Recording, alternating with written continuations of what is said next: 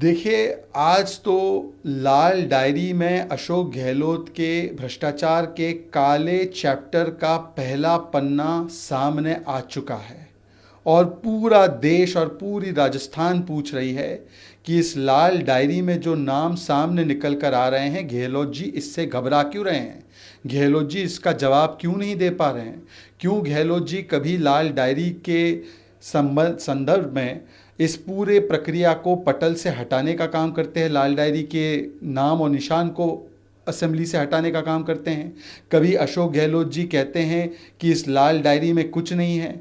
कभी अशोक गहलोत जी जिस प्रकार से गुडा जी को पिटवा कर असेंबली के भीतर उनके हाथों से लाल डायरी के कुछ पन्ने फाड़ देते हैं। यदि लाल डायरी में कुछ नहीं है तो अशोक गहलोत जी को आकर बताना चाहिए कि जो पन्ने और जो काले चैप्टर आज निकल कर आ रहे हैं भ्रष्टाचार के, उस पर उनका क्या जवाब है। और देखिए, ये अशोक गहलोत जी की जो सरकार है वो राजस्थान के इतिहास की सबसे भ्रष्ट सरकार है और उसका एक एक चैप्टर तो सामने बार बार आता रहा है।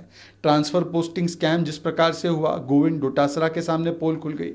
15 से ज़्यादा पेपर लीक हुए और पेपर लीक माफिया को कांग्रेस पार्टी के नेताओं ने, चाहे वो केसावत हो, चाहे वो ढाका के वकील बनकर सलमान खुर्शीद हो, इन्होंने ही संरक्षण दिया।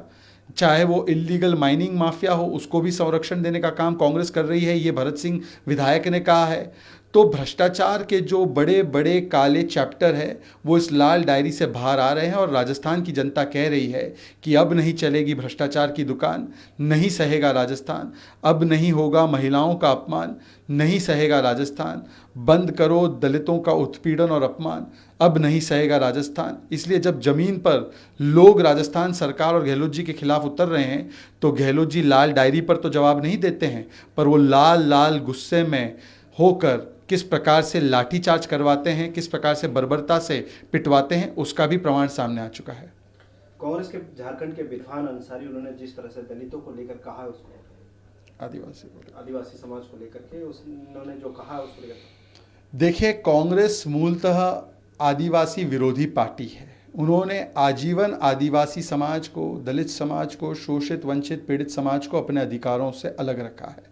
आज इसका प्रमाण तब मिलता है जब इरफान अंसारी, कांग्रेस के बहुत ही चहीते नेता, सदन में खड़े होकर आदिवासी विरोधी बयान देते हैं और कहते हैं कि आदिवासियों में इतनी समझ कहाँ से आ जाएगी, वो इतने समझदार कैसे हो जाएंगे, आदिवासियों को इतना समझ में कहाँ से आ जाएगा।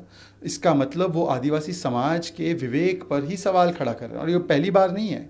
अजय कुमार, कांग्रेस के प्रवक्ता, ने कहा कि द्रौपदी मुर्मू जी की ईवल मानसिकता, दुष्ट मानसिकता है।